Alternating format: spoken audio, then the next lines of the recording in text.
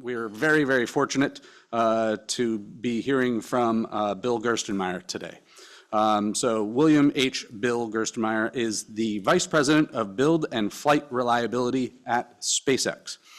He previously served as NASA's Associate Administrator for Human Exploration and Operations from 2004 to 2019. While in that role, he was described as arguably the most influential person when it comes to U.S. spaceflight. Prior to being Associate Administrator, Gerst served in the International Space Station Office Program Manager at Johnson Space Center, a position he began in June of 2002. He spent a total of 4 decades with NASA, and we are very, very happy to have him here today. So Gerst, take it away.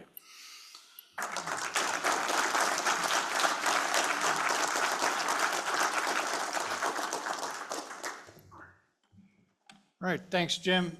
I tried to think about what I ought to try to talk about today, and I thought maybe for this research community, I would talk about what is the value that research can play in driving the future of spaceflight, and specifically, kind of from my government background and also from my recent experience with SpaceX in the private sector, how critical is research to helping the private sector advance and move things forward? I think you've seen, I'll cover it first kind of just generically, kind of what SpaceX is doing, what we're operating and we're doing every day. Then I'll talk a little bit more about specifically what happened on our most recent Starship flight. I'll give you some insight into what's going on in that activity and how it's really a test program, maybe a slightly different way of doing business. And then I'll kind of wrap up with maybe a challenge to you to think about how can you kind of team with the private sector? How can you learn to move at the speed that the private sector needs to move at to allow us to continue to keep moving forward and essentially keep the United States as a leader in human spaceflight?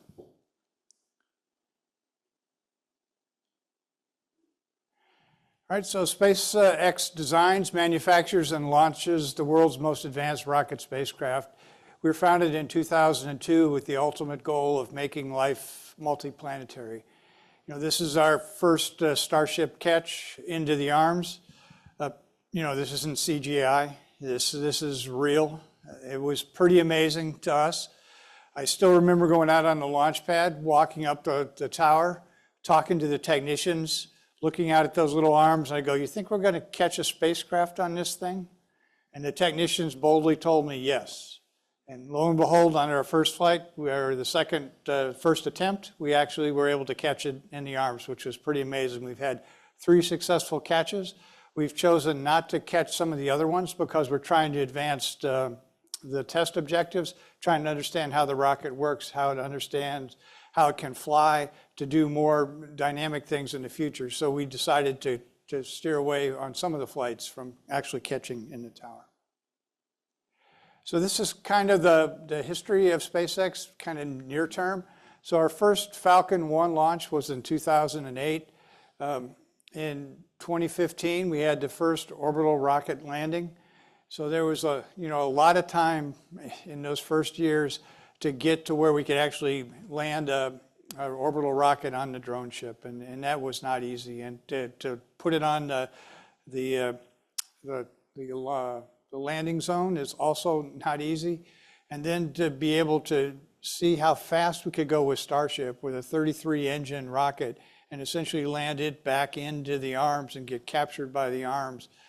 It's pretty amazing how we learned from those earlier experiences, all that, and then we kind of fast forwarded that to what we needed to do with the new program. And the reason we're capturing in the arms is we think it's too slow to capture on a drone ship and then cart it back. We want to capture in the arms.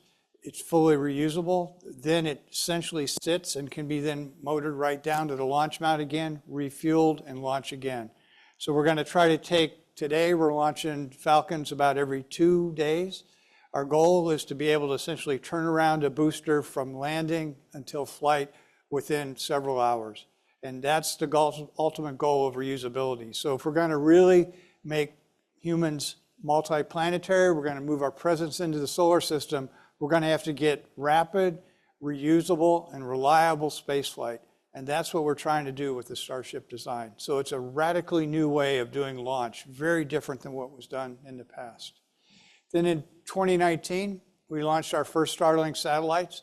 We now have a constellation of about 8,000 to 9,000 satellites in orbit. Again, they're in essentially what we call low Earth orbit, where you can get communications to remote locations on the Earth. We're now starting to go into some aircraft. We're starting to go into cruise ships. And this is really the revenue stream for the company is we're able to essentially tap into the internet market, provide communication services to folks in remote areas. We also provide units for disaster relief. When cell towers go down, things don't work, you can bring Starlink in. It's a very small device that you can use, put it in place and go ahead and then have communications back to the internet. In 2020, we had our first humans mission to the International Space Station. I came on board SpaceX right at 2020, the beginning, so I was there for the first human spaceflight mission. My passion throughout my career has been flying humans in space. Yeah, I was around for the first shuttle mission on STS-1. I really wanted to continue that same arc if I could, so when I left NASA, I chose to go to SpaceX, and fairly soon after I got there in May of that year, we were able to launch Bob and Doug into space, and it was pretty special to do it on the private sector side. In 2020, we also had we turned on the service for the first Starlink customers. It wasn't the greatest service in the world. You had to be adventurous. You had to work with us and tolerate outage, but I would say now we have a very reliable system where we can actually track with your little dish on your house or on your boat or your car or out next to your tent. We can track multiple satellites at the same time and then hand off seamlessly from one satellite to the next. Whereas the early ones, we didn't have a big enough constellation, so we were very susceptible to trees and blockage and bad weather and other things. But now we're much, much more reliable. So again, I think this is kind of the theme here. You don't come in with a perfect product. You come in with a minimum viable product. You learn, is that product going to fit the market? And then you adapt the product to the market that you're trying to go enter into. So again, I think we heard the pitches here before. As they bring their ideas forward, think about how they can adapt and how they can change if the market doesn't actually push them in the direction they originally intended with their product. And that's kind of what we did with Starlink. And then in 2023, we had our first Starship flight. So the other thing that's pretty special about SpaceX is we also got to do some private missions. We did Inspiration 4 first, then we did Polaris Dawn, and this is a spacewalk with a private crew member with no NASA involvement. This is essentially a private crew. We developed the spacesuit ourselves in-house when we took the crew EVA. If you look at the timeline for that, it took a little longer to go do this EVA than we probably had planned before. It turned out spacesuit development was not easy for us. We spent a lot of time making sure things were right and make sure that we could go take a crew safely to orbit. We did this without going to the International Space Station. We did this in a free flight orbit. There's only about 6 or 7 days of life available in the Dragon capsule. So it was a pretty constrained mission. We had to ensure that we had the proper landing conditions when we launched because we didn't have the ability to stay docked to station and then pick good weather and good landing at the other locations. So again, pretty special for a private company to be able to do these kind of things. We followed this mission up with a polar mission that was called From-2. It was essentially a polar mission that lasted 5 days where the private crew got some pretty special views of the Earth and got to see the poles. So again, I think this shows what the private sector can do and how we can essentially take normal people and essentially get them trained and get them ready to go do activities in space. So Starship, it's the most powerful rocket with service to Earth orbit, and we're going to design to go to the Moon and Mars. It's designed, like I said earlier, for rapid reuse. It's capable of deploying our next generation of Starlink satellites, as well as up to 100 people on a long duration interplanetary flights from a point to point on the Earth. So you can go point to point as well. So again, I think what's here is, if you saw in and I'll show you the videos and some of the pictures from the Flight 10, we actually deployed some dummy satellites. They're not really satellites, they're just essentially steel structures. They were deployed in a manner, we call it like the Pez dispenser. They drop down, one gets ejected, one gets down and gets ejected. These satellites will have about 10 times the capability in terms of throughput of what our current satellites do on orbit. So this is critical to us really reaching a much larger market for internet service and much more reliable markets moving forward. So this is the launch of Flight 10, the most recent one.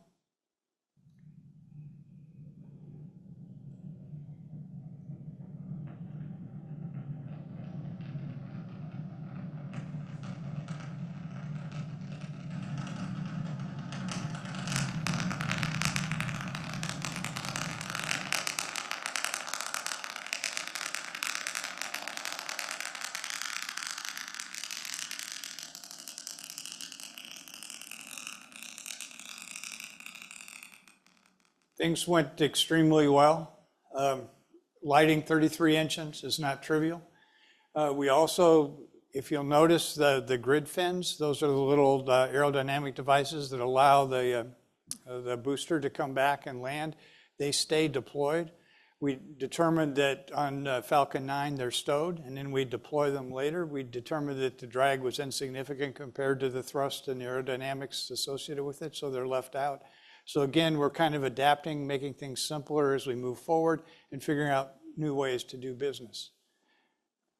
And in this case, we did not return the rocket. We actually put it into the Gulf of Mexico, and what we were doing there is we were looking at angle of attack and looking at how well the booster could fly on itself to understand how much ability we had to get it back to the tower in the future. What's interesting is some of the buffet in the transonic region. If you look at it in either CFD, your computational fluid dynamics, or you look at it in a wind tunnel, it will show you that the buffet is unstable and should not be able to do what we do with our maneuver coming back with the booster. But we've been able to essentially show through flight that we have more stability than either CFD or the wind tunnels show that we have. And so the big question to the research community is, why are we seeing these differences? There's a Reynolds number, there's a scaling effect, there's something that's going on that's there. We had an inkling that it would be there, but we weren't 100% sure, and we were able to do that extremely well. And this is the ship coming back on Flight 10. And what we're doing here is we're simulating the maneuver that we will to fly back into the arms again. And then you can see the splashdown in the Indian Ocean. And this was intended just to demonstrate that we could go ahead and return. The ship then falls over and explodes like it was designed to. I think the other thing that's interesting is we were able to essentially use a Starlink satellite communication, a GoPro camera, and an inflatable life raft to take this image that you just saw. So again, a pretty clever way of moving forward and being innovative and creative. So this is the picture of that final period. And I wanted to show you on here, you can see this nice orange streak, and you're gonna wonder why that nice orange streak is there. I'll show you in the next picture why it's there. We were essentially doing a test to see if we could get by with non-ceramic tiles. So we put 3 metal tiles on the side of the ship to see if they would provide adequate heat control, because they would be simpler to manufacture and more durable than the ceramic tiles. Turns out they're not. They didn't do so good, and they oxidized extremely nice in the high oxygen environment. So that nice orange color, kind of like a shuttle external tank color, and maybe paying homage to the shuttle program, was created by those 3 little metal tiles up on top. The other thing you'll notice in this picture also is up in this area, this white area. What we have underneath the tile itself, We have an ablative material called SDI pop. It's essentially a white material. It sits on Dragon and it ablates away. And when it ablates, it creates this white residue. So what that's showing us is that we're having heat essentially get into that region between the tiles, go underneath the tiles, and this ablative structure is then ablating underneath. So again, we learned that we need to seal the tiles. And you can see that even here where we put that material, these little white dots that show up in the orange region, those are the same ablative material and still heat getting behind them. Now you'll notice up here in the nose, there's a little darkened region. What we found out there was we put a new material in underneath the SDI pop. We call it crunch wrap. It's like wrapping paper that goes around each tile. And then when these tiles are mechanically held in place, they're snapped in by a robot. And when we push the tile in, this little wrapping paper essentially sits around the sides of each one of the tiles, and then we cut it off on the surface. So what we found was that this crunch wrap technique is allowing us to essentially seal between the tiles without putting a gap filler in between the tiles. So this is kind of what we're going to fly on this next flight, on flight 11. When we fly here, we're going to put essentially crunch wrap everywhere and see if we can get better sealing and better tile performance moving forward. So again, this is areas where we're inventing things, we're doing test experiments, we're doing test envelope expansion, we're doing aerodynamic things. All these things are critical, and I think you and the research community can help us think about some of the things we ought to be looking at, suggest some more ideas. I think this next flight we won't push quite so many different techniques in. We'll probably cut back a little bit. We're going to try to go more towards the configuration we want to go fly next year. So these are the tiles that I talked to you about. There's 3 of them. There's 1, 2, and 1 over here. And those are the metal tiles that didn't work so well. But again, I think we learned a lot by taking them to flight, and we still had enough protection underneath that they didn't cause a problem. And you can see over here, in most of the tiles, there's fairly large gaps, and that's where we're seeing the heat get through and get underneath. I think the other thing that's extremely helpful for us is we have steel for our tank, and it's fairly thick, so we have a lot more capability than, say, an aluminum structure like shuttle or other vehicles that had aluminum underneath. This steel is really helping us from an overall thermodynamic standpoint. So again, I think government research really plays a critical role, right? The centers, you have a unique insight into the industry and what the industry wants and needs. When I was in the government, I got to see every company that was out there trying new ideas, trying new things, pushing things, moving forward.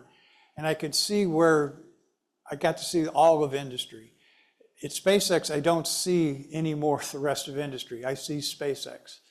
I think you and the government have a very unique opportunity to see how the industry is progressing in various areas and various needs.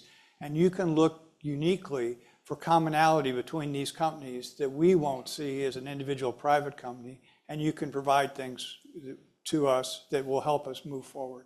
I think the other thing that happens is I get what I call a minimum viable solution. I don't really understand why it works, but somehow it works, so we're going to use it, we're going to monetize it, we're going to make it work. You have the chance to help me understand why it works, actually help me build code, and you may find out, hey, there's another approach that actually lets it work even better, but I just grabbed what I was able to do and just moved forward with it. So I think, again, industry or government has a really unique chance to help us on the private sector understand why this stuff works and then how to improve it and move forward. So again, I think this is a key role that the government plays. I think the other challenge to you is you have to learn to be responsive to the industry. We don't have time to wait. We're going to fly as fast as we can fly. We're going to keep moving forward. We're going to keep pushing things fast. And we pull a lot of electronic things in. We make a lot of changes. We move fast. We find regulations are way out of date that really don't make sense anymore.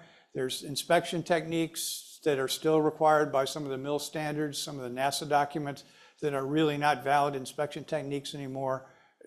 government needs to be responsive and figure out a way that they can change those regulations, move things forward, or at least allow the private sector to experiment in some of these areas and move forward. So there's a challenge for the government to be responsive to the industry.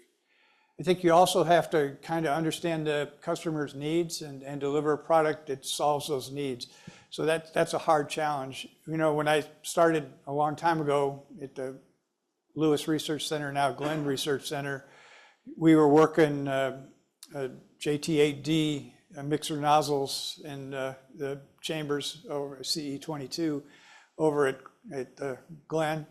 And we were working with Pratt & Whitney to help them understand how mixer nozzles worked, how the core stream and the fan stream of a turbofan mixer nozzle actually got more efficient and actually created a more efficient engine.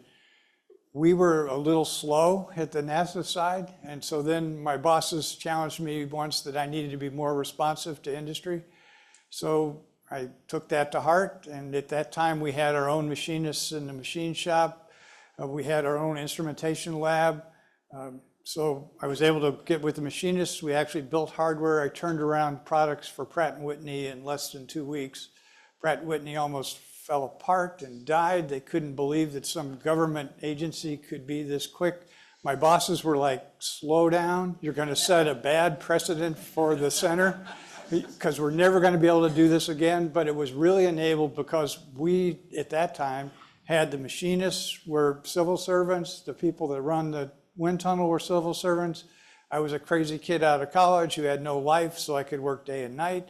I could work with machinists and work with the wind tunnel operators and get data for them. But I think that's a challenge is, can we reinvent some of that entrepreneurship in the government side and really deliver products that help us move forward? And then I think also don't be afraid to challenge the standards. You know, I think it's really great, especially, you know, when I work with universities, is I think students and a lot of the employees at SpaceX are fairly new. You know, they don't know what's impossible and what's possible. You know, as you get older, you start building a perception of what's possible and what's impossible, what timelines are, how processes can get built. I think you should challenge the new employees and the new NASA employees that are coming on board to push limits and try some things. And maybe it doesn't work exactly right, but as you see in the software industry, which is kind of where I would say SpaceX kind of came from, you know, fly fast, fail often is good. I think sometimes people stress the fail piece. It's really not about failing. It's how do you learn fast? You know, you can fail stupid, right? Where you broke some basic fundamental physics law and you should have known this wasn't going to work. You didn't need to go to test flight with that. But if it's something you don't really understand, and the fastest way, I can analyze it for 2 years, I can build models for 3 more years, or I can fly it tomorrow and get a yes/no answer. It's time to go fly it and get that yes/no answer. But don't do the stupid things. Don't fly something that was obvious that you knew wasn't going to work. But I think it's hard in today's world to determine where is that stupid line, right? Or where is that old requirement and where's the new requirement? So that's the challenge to you, to help us and in the private sector understand what's there and what's possible. So these are some things that have been done in the past. You know, obviously for this big rocket, we're going to have to do propellant transfer. That's going to be a big deal for us in the future. We're going to try to do that next year in 2026. That'll be the focus, to get large-scale propellant transfer. If we're going to leave Earth orbit, we're going to need propellant transfer. So obviously all the fluid dynamic stuff that we've been doing with you and other things are going to have to come into play. Again, I think we have the basic hardware together already, but I think what we're going to learn on orbit is how the actual fluid dynamics actually works. As you know, it's pretty tough because the CFD can kind of show gross fluid motion, but then when you look at individual little bubbles, and then that heat transfer from those individual bubbles is pretty critical. How that fluid interacts with the wall is going to be very intriguing. So I think there's a lot of really interesting research that can be done in this area that can help us with fluid management and cryogenic. And again, we're going to get to a solution that's good enough for us. You know, we're going to be able to launch maybe a lot of rockets, have a lot of boil off, maybe not be as efficient in fluid transfer, but I think the research community can help us maybe take that efficiency up and then gain some performance for us that'll essentially help us to move forward. Again, Ames helped us with some wind tunnel stuff back in the day on Starship. So again, it's neat seeing the model in the tunnel. And then Langley, they've helped us with some fluid dynamic simulation. And again, I think, when I was here, there was a lot of challenge between the research centers, especially in aeronautics. Ames, Langley, and Lewis or Glenn used to challenge each other and not share data. There may be some cooperative adventures that you can do across the research agencies that might be helpful to help us advance at a faster rate. And then, ultimately, SpaceX is about really Mars. If you ask us what drives us, we're mission focused. We're going to move human presence in the solar system. Ultimately, we want to get humans on Mars. And that's what we're trying to do. This is the conceptual picture of what we're doing. When I came into this industry, there were orbiting space stations. Jerry O'Neill used to have books of pictures of orbiting space stations. Somehow space station got built, the thing that was talked about earlier today. It was that precursor. I think someday this will happen. When I came here to work in 1977, I was hoping we would be to Mars. I went to SpaceX, and for opening day, when I went as a new employee, all we talked about was how do we go to Mars. I still remember back when I came here, all we talked about was how you fill out your time card, how you make sure you get your hours charged correctly, and there was clearly a different focus. But my passion has always been to move human presence in the solar system. I like doing hard things. I like pushing the envelope. I like moving things forward. And again, just to prove to you that once I did real work, this is what I did. I was providing data to Rockwell at the time so they could use that for the early shuttle program in 1977. So again, what I talked about on this previous charts and previous words I gave you about how government can help industry and how industry can help government, this is an example of one human being that tried to do that throughout his career. So thanks. I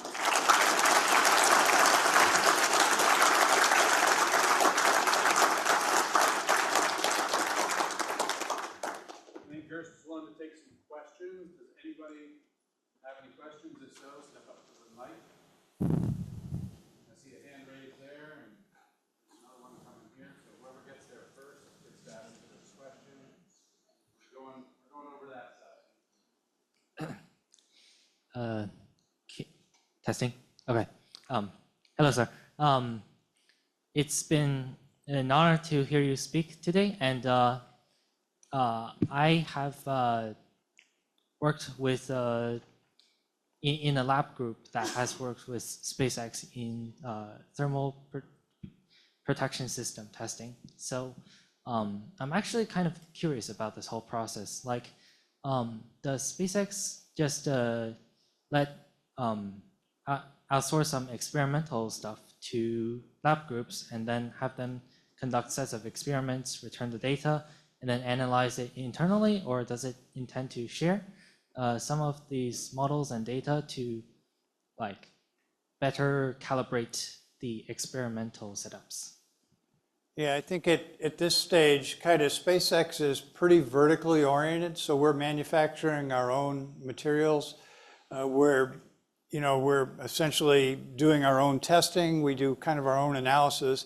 I think we're willing to share some of that data with government agencies with the right protections in place, because some of it is proprietary kind of information, but we're willing to share that stuff back and forth.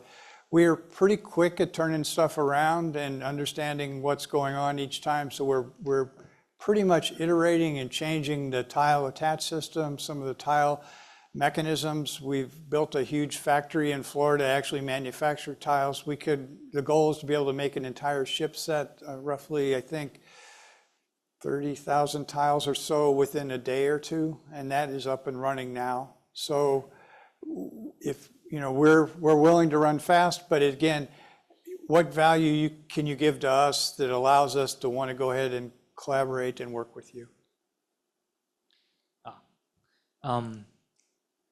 The project I worked on is the Center for hypersonic entry system studies, or CHESS, at University of Illinois. So basically, they have the Plasmatron X testing the plasma ICP wind tunnel, and we do some like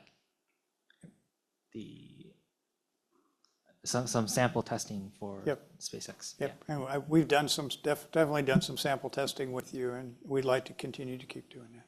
Okay, great. It's been an honor. Thank you, sir. Yep. We got another question over here.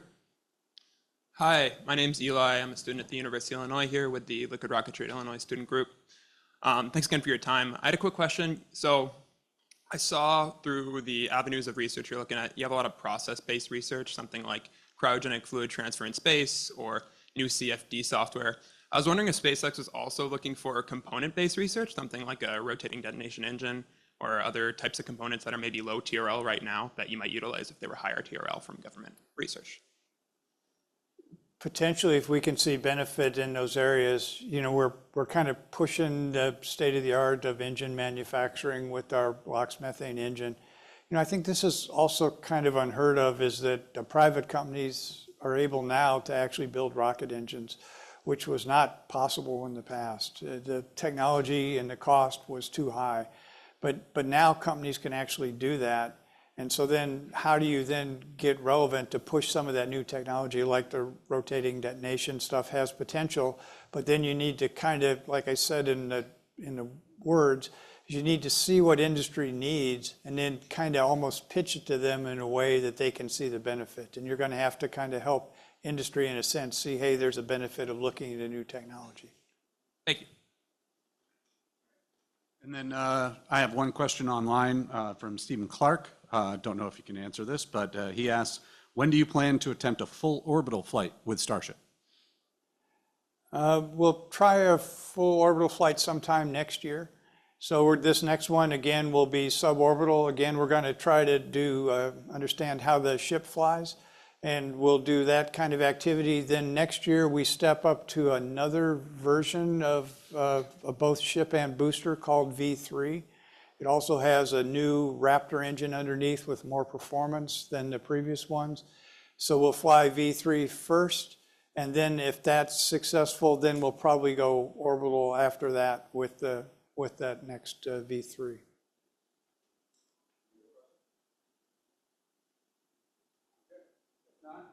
All right, thanks. Thank you.